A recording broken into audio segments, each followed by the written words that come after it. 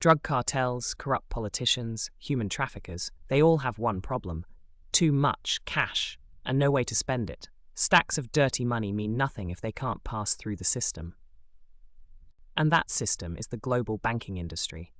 The same banks that handle your salary, your mortgage, your savings, these are the same institutions that clean billions in criminal money every year. HSBC laundered drug money for cartels. Deutsche Bank moved billions in illegal funds. JP Morgan was caught financing criminals.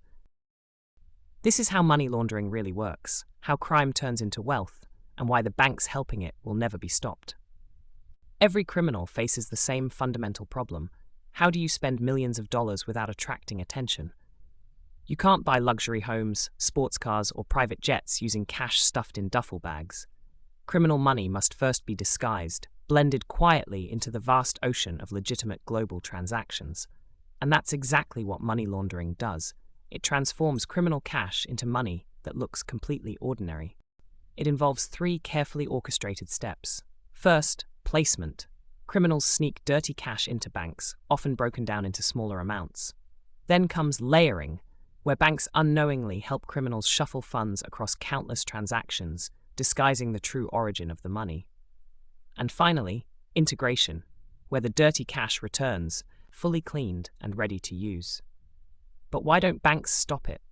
After all, they're required by law to monitor suspicious transactions. The truth is, banks exist in an environment of intense competition. Profits and bonuses often depend on growth. And asking too many questions can hurt business. This creates a dangerous incentive to look the other way, allowing criminals the space they need. Banks don't need to openly support crime to become facilitators. Weak controls, negligent oversight, or simply turning a blind eye is enough. Criminals understand these weaknesses well. They exploit large, respected institutions because legitimacy is the best cover. Big banks attract less suspicion. Nobody expects famous household name institutions to handle billions in illegal funds. It's a perfect storm. Criminals need legitimacy, banks crave profits, and regulators struggle to keep up. In 2012, the global banking giant HSBC stood in front of the world to confess a shocking truth. For years, it had knowingly allowed billions in cartel money from Mexico to flow freely through its accounts. The Sinaloa cartel, infamous for violence, drugs, and human suffering, had effectively partnered with one of the world's most respected banks. How did this happen? HSBC's Mexico branch had become a vital financial pipeline for criminal syndicates. Cartel members walked into branches with bags full of cash, sometimes millions at a time, and deposited the money openly. Bank employees, overwhelmed or indifferent, didn't ask the right questions. Transactions marked as low risk swiftly moved from Mexico, flowing into accounts in the US, Europe, and beyond, seamlessly blending drug money with legitimate transactions. But it didn't stop there. HSBC also maintained financial relationships with banks linked directly to terrorism, including institutions in Iran and Saudi Arabia. Billions of dollars moved freely between these accounts, right under the noses of regulators. The bank's internal alarm systems occasionally flagged suspicious activity, but employees often dismissed these red flags. Why? Because questioning high-value clients could threaten profits. When authorities finally uncovered HSBC's dark secret, the evidence was undeniable. Emails revealed senior managers knew about the cartel's funds, yet chose to ignore them. In one chilling exchange, a compliance officer wrote, "We are allowing drug lords to wash their money through our bank." But their warnings were systematically silenced by executives who put bonuses before ethics. HSBC isn't unique. Wachovia, another massive bank, later acquired by Wells Fargo, was also exposed for laundering nearly $400 billion of cartel money. Criminal organizations relied on Wachovia to transfer cash across borders without scrutiny.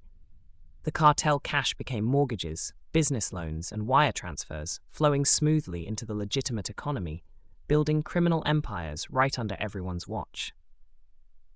When caught, Wachovia faced nothing more than a fine equivalent to less than 2% of the amount laundered.